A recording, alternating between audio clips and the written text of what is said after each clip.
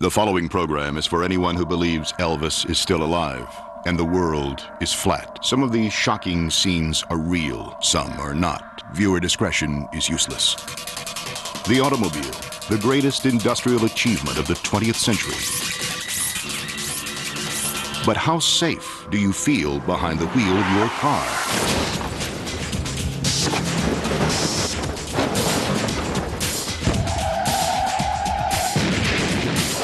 Are these violent collisions really accidents? Or is there more here than meets the eye? I've seen drivers leave their cars. I'll stare at the car for 20 minutes, and then the car will just start moving, all on its own. When the driver's away, the cars will play. Throw out all conventional wisdom. Tonight, our mechanical surgeons will dissect the most important mysteries of the automobile.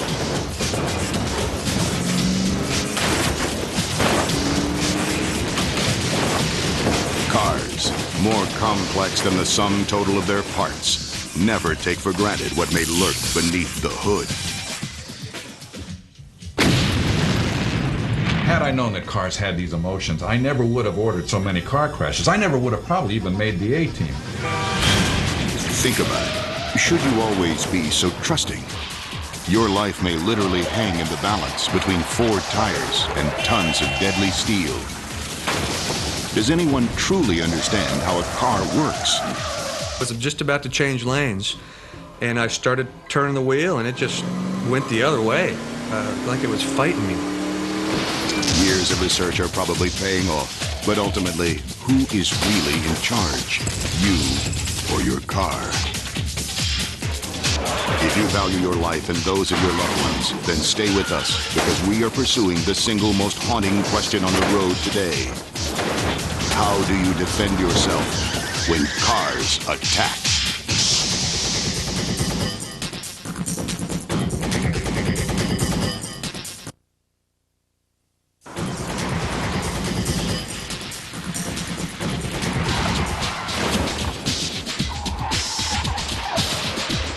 To the people in these scenes, these were tragedies. But from tragedies we often learn. We have a unique opportunity to explore a dark world of vehicular atrocity that until now has been a driving mystery. Oh my goodness. See the accident right there. These vehicles are out of control. What made these cars go berserk? Is there more here than meets the eye?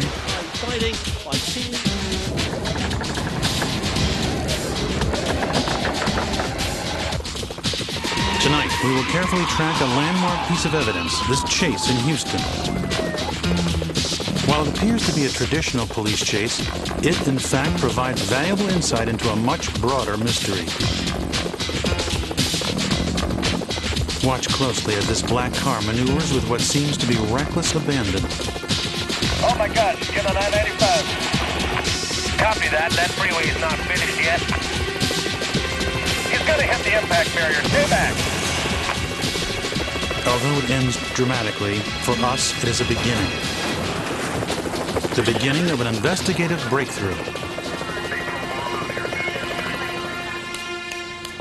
Hi, I'm Richard Belzer. This is the black car you just watched leap off that highway. So what happened here? I mean, how does an accident as strange as this occur? Look at this thing. It must have fallen at least 50 feet. Well, if you're like me, you're probably thinking the same thing. Someone in this car was either trying to avoid the police or perhaps depressed and suicidal, right? You're probably also thinking the driver was crushed on impact. Well, the truth of this Texas crash is none of the above. Would it surprise you to know that both the Texas police report and the insurance investigation failed to determine the cause of the accident? It's been categorized right here as NOF, or no one at fault. The driver, they said, was sober, alert, and had no history of mental illness. The only thing is, he wasn't in the car. This car is moving on its own. What could be motivating it? So how could this possibly have happened? Well, there may be some other kind of collision out there, a type that defies all rational explanation, An automotive phenomenon, if you will, that authorities don't want revealed publicly. Why not? What is it we're not supposed to know? Here at the Institute of Vehicular Motion, experts have cross-examined DMV and police reports with accounts by victims and witnesses. They're piecing together the common elements of all these crashes and making some very disturbing discoveries. Of course, nothing is more revealing than the crash footage itself. It is here that some of the most shocking answers have come to light. This car is going 40 miles per hour and plows itself head-on into a tree. Miraculously, the driver was spared without a scratch. Here in Quebec, Canada, Tom Maynard and Richard Trent have just purchased a video camera and are about to capture an amazing, candid event. A young man runs for his life from two charging machines. Amazingly, he is spared by both of these distressed vehicles. You got that on tape? Let's watch again as he comes inches from being struck.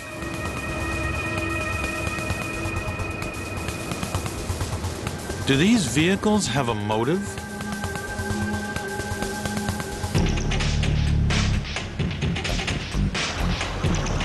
Salt Lake City, Utah, May of 1997. Are these cars intentionally trying to hit these men or merely scare them?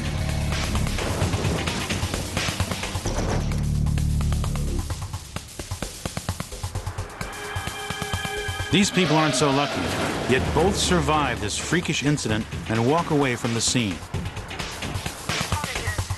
Butte, Montana. Despite the horrific appearance, neither the man behind the wheel nor the police officers were seriously injured.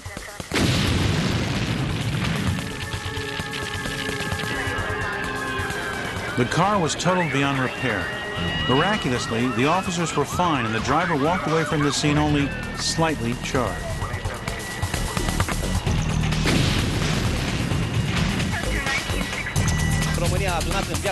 This crazed vehicle in Baltimore, Maryland, seems to be seeking out the voice of this local newscaster. Viewed slowly, we see how the car clearly seeks out the man as if equipped with some sort of motorized homing device. He was also unhurt. Here, a highway patrolman is broadsided by this blue pickup. The driver of the pickup reported feeling an unnatural sensation, as though his truck chose to turn towards the officer. He said it was as though he had no control over the truck at all. This very same truck was indicted for previously striking as many as 17 other officers in this same tender body region in 5 other states. Something strange is happening, and we're looking for answers.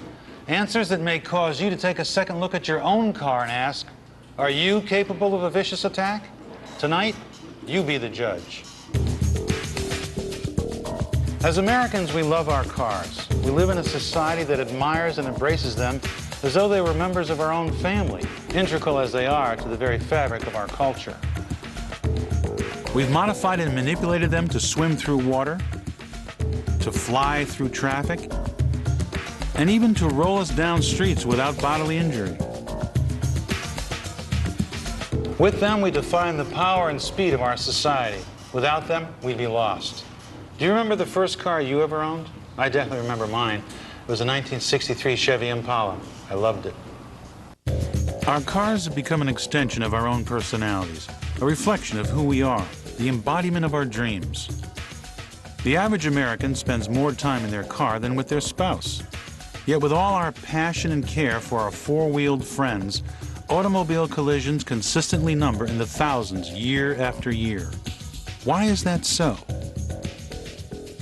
Perhaps to have a better understanding of cars and their actions today, we need to go back to the root of the problem, back to a little-known tale of intrigue at the dawn of automotive history that may shed light on these NOF cases. This is Henry Ford, the founding father of the modern automobile. We have mixed undocumented conjecture with myth in order to fabricate a far more compelling version of the facts. This hugely successful visionary revolutionized the assembly line process. However, in the spring of 1914, a dark family secret began to cause trouble at the Ford Detroit plant. Diary installments and a birth record from 1872 confirmed the presence of Mortimer Ford, Henry's half-brother. One of 44 toddlers born to an exhausted Zoe Ford, Mortimer was the single illegitimate child, the only embarrassment in an otherwise respected family record. By 1914, Henry had elevated his secret sibling to the position of supervising foreman for the new model division. This was in exchange for Mortimer never telling the world who he really was. The importance of Mortimer Ford to the automotive industry in its formative years cannot be overstated. I mean, the man was a genius. He was a genius in labor, he was a genius in distribution and efficiency. At first, the agreement seemed amicable. Soon, however, Mortimer's marginal status within the Ford family caused him a great deal of resentment. Driven by intense jealousy, Mortimer devised a component to be installed in the engines of the Model T. It was supposed to be a kind of filter to keep the car from overheating. Or was it? I'm not an automobile scientist or anything. I was just an assembly line worker. Mortimer Ford devised a component called the hydrocylator. This was to be installed in the engines of the Model T. Mortimer Ford was very secretive about the exact function of this device. Of course, nobody questioned the company foreman in those days. There was no union, you know. Anyway, I told Mr. Ford, I thought that hydrocylator was no good. A week later, I was out of a job. Well, the hydrocylator, This one here is an early model used in about 1914. Now here, we have a model that's still in use today. This one they started installing around the late 1980s. Now, I've been a professor here at Harvard since 1990, and I've been a consultant since 1986 before they started installing these new versions. And in my opinion, the hydrocylator is the worst byproduct the automotive industry has ever known. The professor further alleges that the hydrocylator has been known to cause psychotic episodes and nervous breakdowns. In fact, I wrote a report on the hydrocylator, which I presented to the Convention of Automotive Scientists in Chicago in the early 1980s, and it was met with critical indifference. So I put it aside and went on with my career. In fact, the professor issued no less than 16 such reports to the big 50 automakers, as well as government agencies in Germany, Sweden, and France. None of them responded, and all declined to speak to us for this program. So what is this thing, this unit smaller than a man's fist? Some experts assume that the device is inactive, an automotive appendix, if you will. Is it possible that the hydrocylator was some kind of parasitic device designed to cause mechanical mayhem within the engine of the host vehicle? Is it because of the hydrocylator that these cars began behaving insanely, seeking each other out and slamming into each other like bumper cars, tossing drivers out like rag dolls? Was Mortimer Ford the dark side of Henry's genius? Amazingly, for reasons of automotive standardization, the installment of this device continues. That's right. Almost all of the big 50 manufacturers install a component similar to the hydrocylator today. If you know the exact location of the hydrocylator in your vehicle, don't attempt to remove it. The absence of this part could be just as dangerous as its presence. Now let's take a closer look at the remarkable crash in Texas and ask, could this device, invented so long ago, have anything to do with the crashes we've seen here?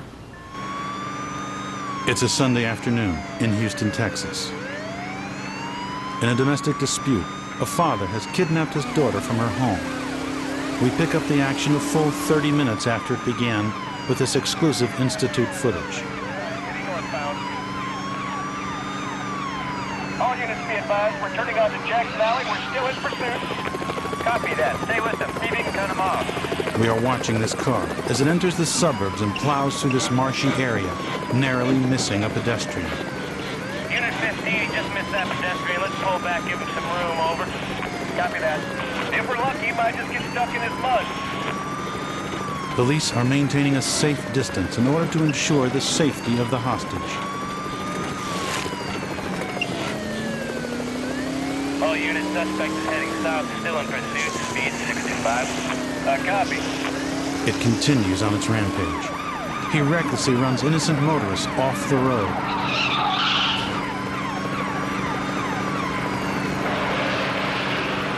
He spins to a halt, and the police think the driver is giving up. All right, we got him. Look out for the hostage. There he goes. But he is not, and the chase resumes, now even more recklessly. The driver once again puts the public in danger as he sideswipes this innocent commuter. Unbeknownst to the driver, officers lead him directly into a police roadblock. Surrounded by squad cars on all sides, he doubles back, and the officer's worst fear comes true.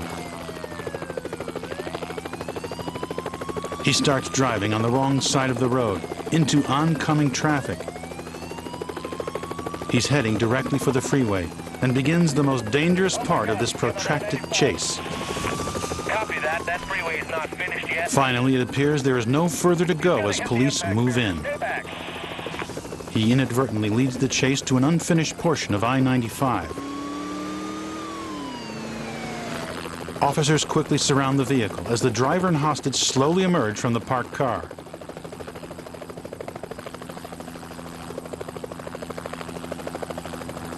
The standoff intensifies as the driver holds police at bay. A loud metallic clang is heard, and the hostage situation is resolved. Why is this car taking off by itself? Could the metallic clang we just heard have something to do with the driverless car propelling itself off the freeway? Of course, helicopters and hostage situations are exciting, but let's take a look beyond this sensational angle to something of real consequence to us. We have a view of the standoff from the dash camera of one of the squad cars. A full 12 seconds passes in which the car is stationary and on perfectly level ground. And remember, no one is in the car.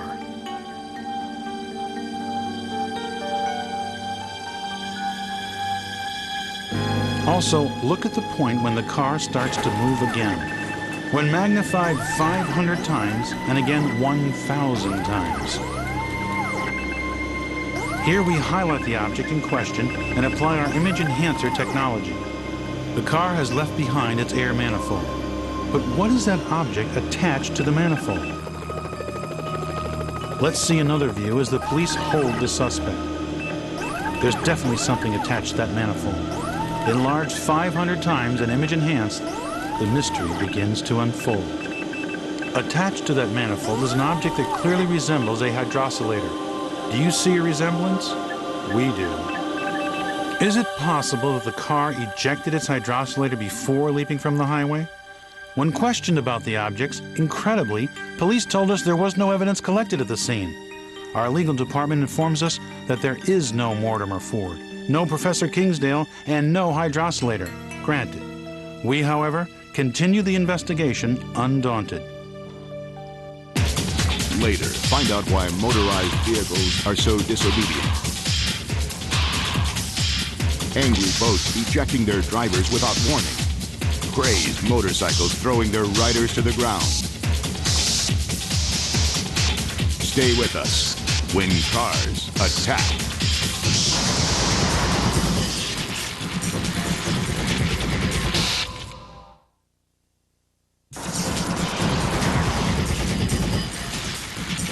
Take a look at this next series of incidents. Look closely, see if you can determine what's causing this disturbing car behavior. Now a new theory begins to unfold. There seems to be other dark reasons for malicious car behavior. This brown sedan in Burlington, Vermont has flown halfway out of a parking garage and got stuck in the process. What was it running from? This car dove to the bottom of a pool at a rest home in West Palm Beach, Florida. Perhaps it wants to retire here as well.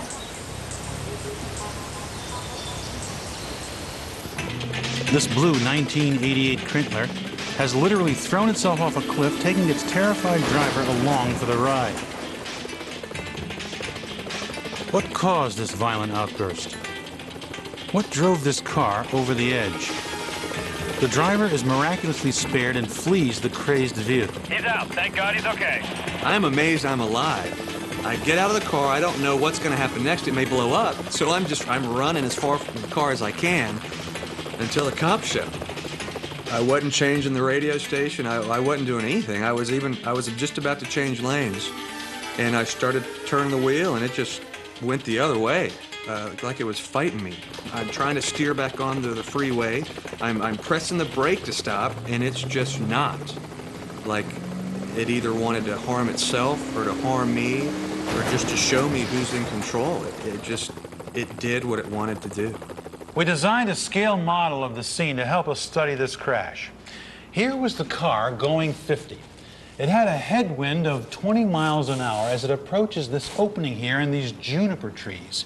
Keep in mind, the car had a maximum turning radius of only 60 degrees as it flies off this ridge. Although our view is obscured for a moment, we quickly see the cars hit the road below very hard. It's come to rest at this point. Now, out comes the driver. He runs down the road. The driver said he hit the brakes, but the car wouldn't respond. Well, maybe that driver wasn't lying. Not convinced? Take a look at this chase in Austin, Texas. Here, the driver of this red pickup appears to be leading police on a wild chase. They wind through highways and surface streets for almost 45 minutes. Police attempted this risky surround and stop maneuver on several occasions at several places. But the pickup gets away every time. As their frustration mounts, the police attempt to gain position on the vehicle one more time.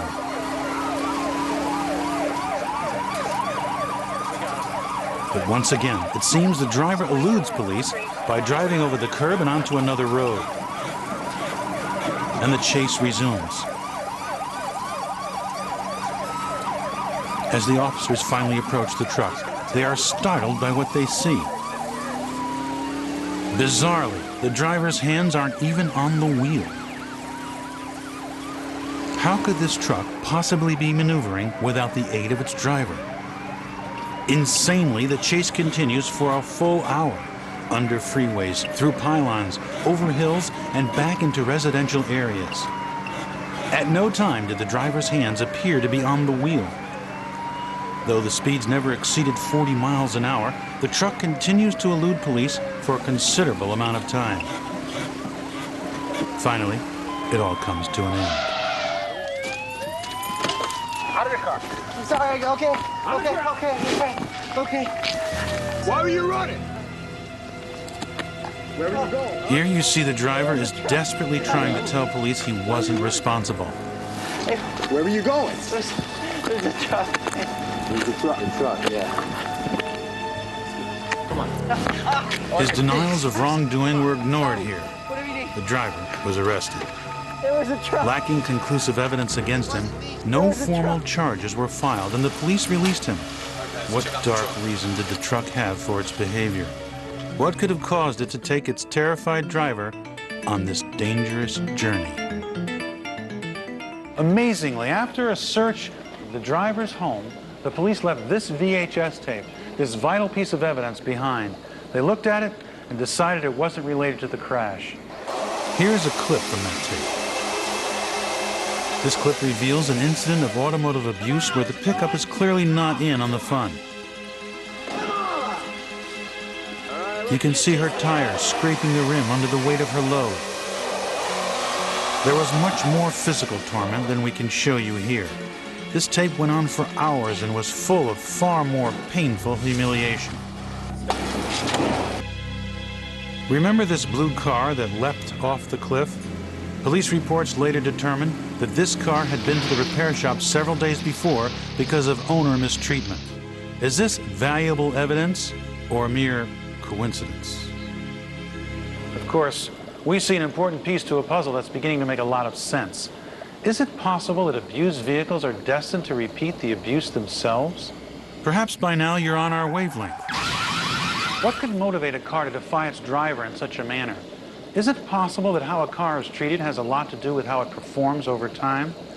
Were these accidents, in fact, not accidents at all, but rather some sort of irrational moments of self-destruction?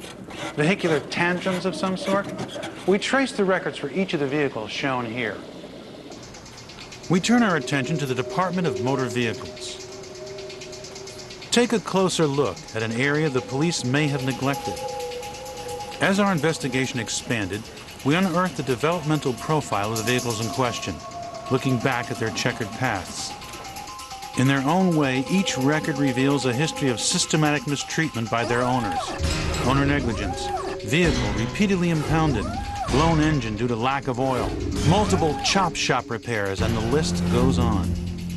Fuzzy dice, distracting bumper stickers, and pine fresheners don't help either. Do these incidents leave lasting scars? In the last 5 years, the DMV has begun to monitor the conduct of the drivers of all these cars. They have been categorized as rental car abuser, tire slasher, and nocturnal clutch fire. For further insight into this phenomenon, we spoke to America's foremost racing expert, Mario Andretti. And seeing crashes like this sometimes, I think a lot of cars want to retire, but we don't let them. We don't even listen. We just keep pushing. Well, I know cars, and sooner or later, we're going to show you who's boss.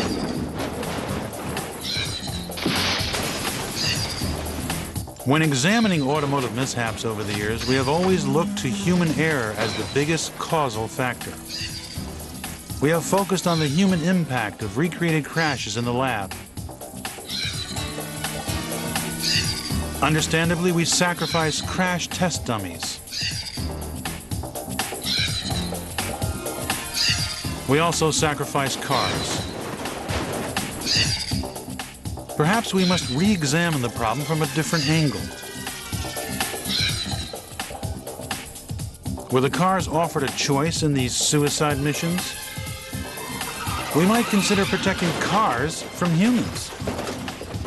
One theory our experts are investigating is the use of ever more violent and destructive automotive stunts in film and television production today. Who can deny the traumatic physical toll of these stunts on the vehicles? Each year, Hollywood spends millions staging the world's most horrible and destructive crashes to feed the cravings of a worldwide audience. We discussed this premise with famed television director-producer Stephen J. Cannell. I honestly say that up to this point, I mean, until you guys told me this, I didn't think of the cars, which probably is callous and a little cruel, but I didn't, you know, I mean, I thought of them as equipment. Frightening to me to think that I might have been responsible for hurting cars that might, in fact, even have feelings. We had rented a Jeep, and we'd planned on using this Jeep for 3 or 4 different crashes, and we did a really big crash once, and we rolled it, and after we got through, that Jeep would not run again. Flat would not run again. You know, I think what we're talking about is anger, vehicular anger. I think it's very possible that cars are holding a grudge against me. Sometimes I think my stunt cars are giving me dirty looks. Had I known that cars were so emotionally unstable, I really would have stuck to dramas, not car crashes. Of course, great pains are taken to ensure the safety of the drivers, but what about the cars? What becomes of them after the camera rolls? Who's looking after the victim?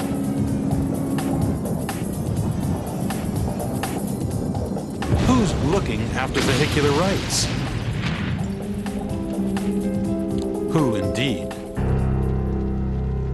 When we return, find out why there's no one driving here and no one driving here. In fact, no one's driving at all. Stay tuned when cars attack. When Cars Attack will continue in a moment here on ABC.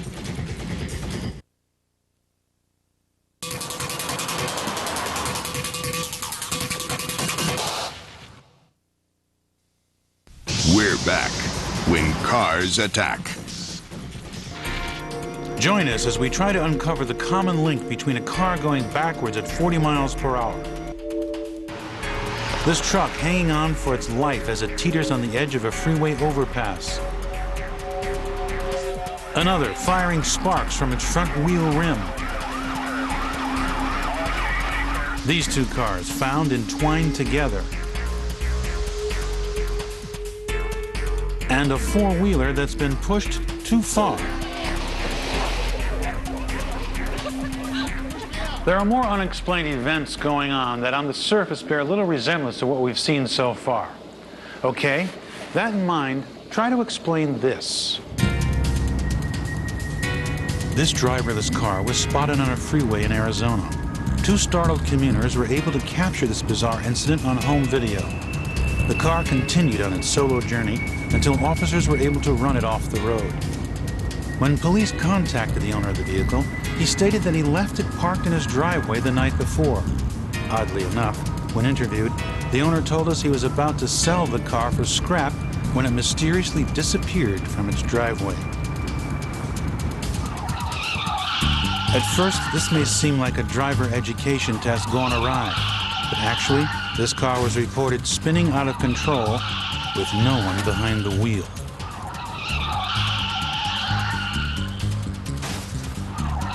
Another day, another city.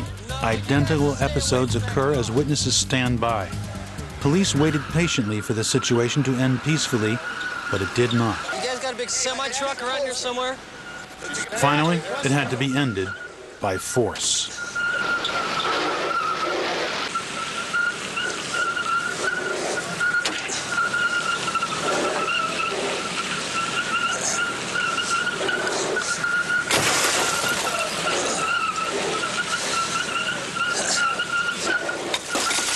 I was quite surprised actually last night that the car would put up such a struggle. It took me 3 times actually for the window to break, and she put up quite a fight. Well, actually, we're still searching for the owner of the vehicle. At this point, we haven't been able to find it. There was no occupant in the car at the time. It was moving on its own. Well, I was pretty lucky, actually. I was lucky to find the parking brake due to the fact that the full moon last night was quite bright. Could he really have been that lucky? Or is there more to this story? Consider this as we investigate more on this subject. January 9th, 1997 was disrupted in Verona, New Jersey.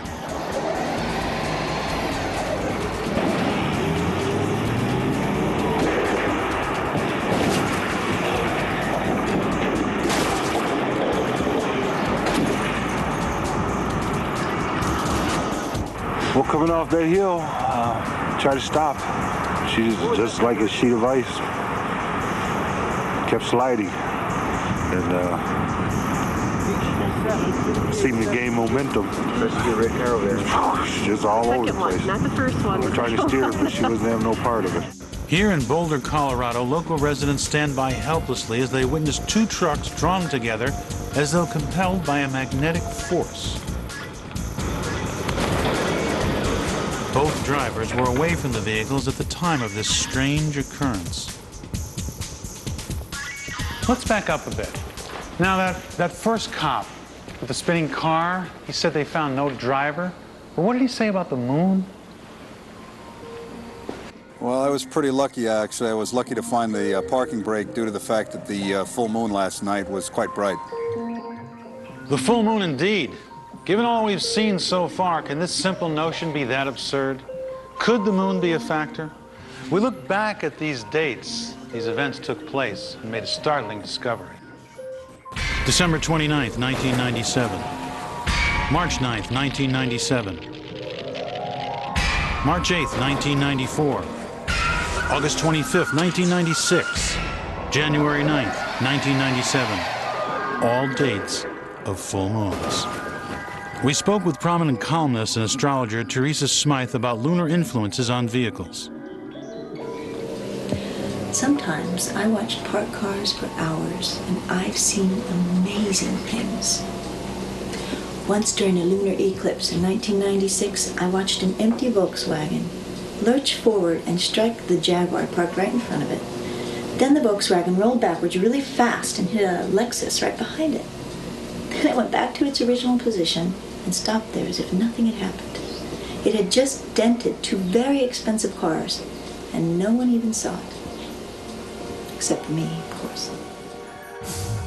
In fact, on the exact same day of the lunar eclipse Teresa just referenced, watch this exclusive footage of 4 driverless cars captured by a Dillard's department store security camera.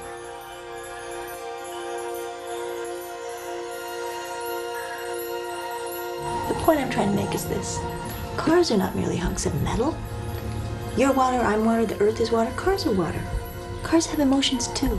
Be kind to your car, respect it. It'll respect you. So, is it so absurd to imagine that these various fluids your car contains are also affected by lunar tidal effects? The fact is that each of these incidents occurred on a full moon. Now let's see, abuse, lunar tidal effects, the hydrosylator. A pattern is clearly forming. Stay tuned. When we come back, you'll see how this phenomenon is spreading rapidly and how the danger has gotten worse, much worse. A deadly virus may be spreading from cars to motorcycles and even to boats. Fasten your seatbelts. You're in for a bumpy ride. Stay tuned when cars attack.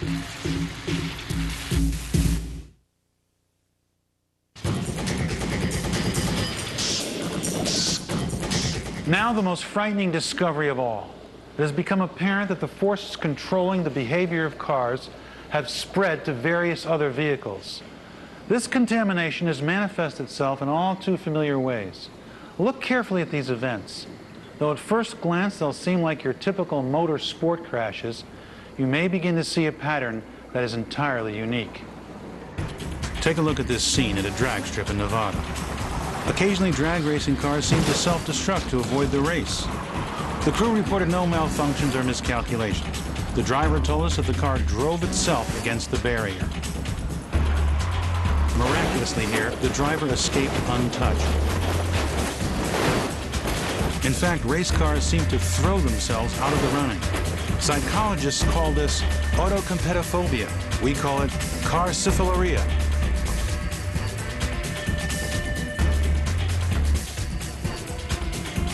This car mysteriously levitated off the road and began tumbling on its own. Here again, auto-levitation followed by tumbling. On closer inspection, you see the right rear wheel lifting first, followed by the car. You can also see both passengers are practically hanging out of the car. As usual, no one is hurt. The driver complained of a sensation doctors later diagnosed as dizziness. The wrath of motorized vehicles seems to know no bounds.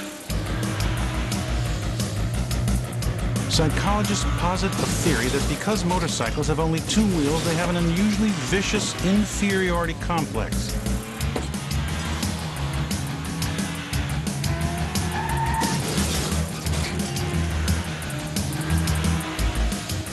This cyclist's $600 suit was undamaged. His shoes, however, were scuffed beyond repair.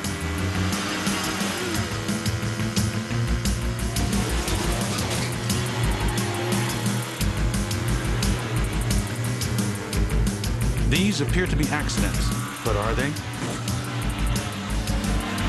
These motorcycles appear to be repelling their drivers, throwing them off like wild horses, sometimes even forcing them to the desert and depositing them there.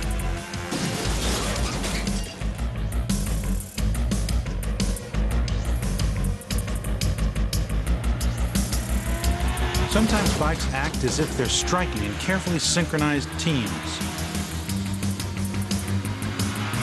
When viewed in slow motion, we appreciate the beauty of their precision.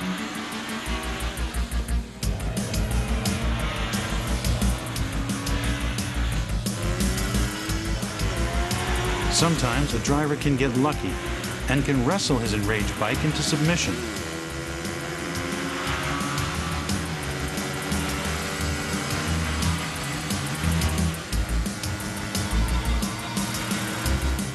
Sometimes not so lucky.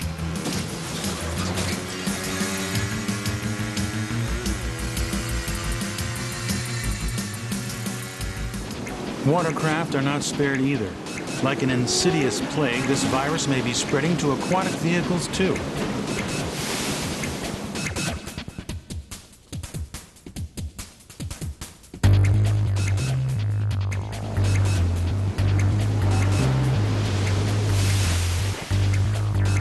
This double-engine vehicle corkscrews its way into flight.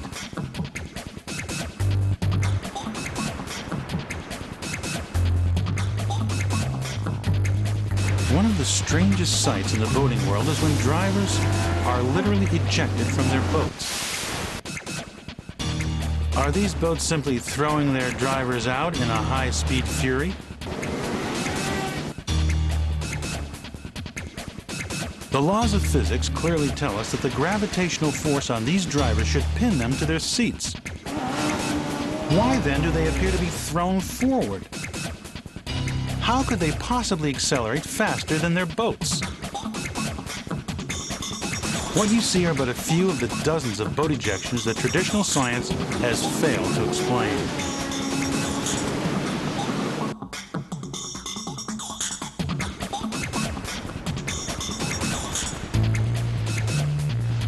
Here at Lake Como, Nick Don Vito approaches speeds of 110 miles per hour as he seems to be ejected from his boat. Tumbling violently across the water, he emerges shaken, but still able to swim toward the rescue boat. All right, take it easy. We got you. You okay? No, wrong. No, wrong, man, because that thing was not clean. That thing was not clean because I heard something and then boom, I'm gone. That's wrong. We got to get that damn thing out of the water and into the garage. I was on, man. I was focused, coming through that second pylon, psyched. Knew what I had to do to beat Scott Meinke. Wrong, man. It's like this big hand just like reached out and just yanked me out of the boat. It was like she just wanted me off her, you know what I'm saying? That's just, damn it! Well, he certainly didn't jump out of there. Something purposely pushed him out. His boat pushed him. And if you've considered everything we've been telling you, you'll conclude that every one of these vehicles pushed its driver out. So how did this phenomenon make the leap from the family car to race cars, motorcycles, and motorboats? Very simply, like a virus, all these engines share their common lifeblood. The fuel in this pump is the same used in so many other types of engines. It's also the same fuel that's governed by lunar tidal effects. Vehicles and liquids, are they intrinsically linked in a global vortex? Please, stay with us.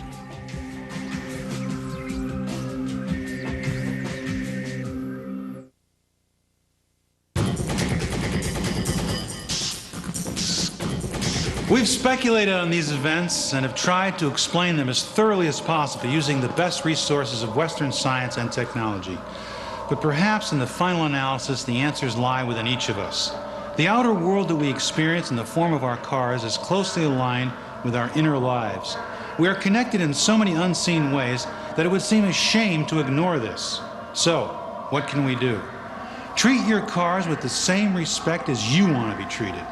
Recognize their mechanical needs and be sure to service them regularly. And finally, always drive safely and responsibly. Lives depend on it. Though we may not be able to stop some of the events you've seen tonight, we can start to make a difference in very small ways. Good night.